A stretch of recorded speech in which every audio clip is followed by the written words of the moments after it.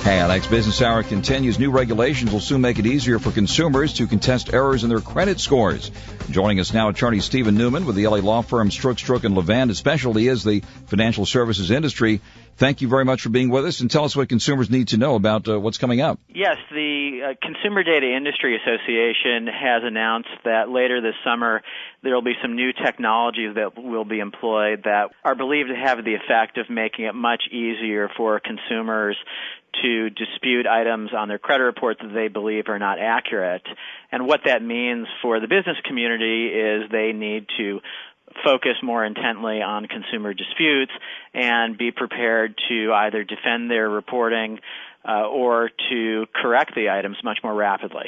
All right, tell us exactly how this will change things. People have seen errors on their credit reports, which happens all the time. What's going to be new about this? One of the things that's new is there's much greater federal attention to this space.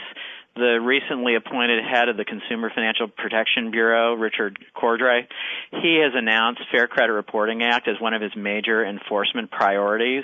Additionally, there's been a great deal of activity on the consumer advocate space, and I think what that means for business is that if you are involved in the credit reporting space in any capacity, you need to be much more careful about your compliance. And a lot of businesses might not even realize that this can affect them, because the Fair Credit Reporting Act, it covers all sorts of things. It covers traditional credit reporting, like a credit report that you might get if you're applying for a mortgage. It can relate to information that's collected, data from public records, for example, judgments and liens. It can even include things like a criminal background check. Really anything that might bear on a person's creditworthiness, his character, even his mode of living. To the extent data is collected relating to that, a business potentially could be subject to the Fair Credit Reporting Act. So that could apply to you if you're reporting data into the system, but there are also requirements imposed on businesses who use credit reports that relate to how you disclose to consumers their rights to know what's on their report and their rights to dispute something that might not be correct.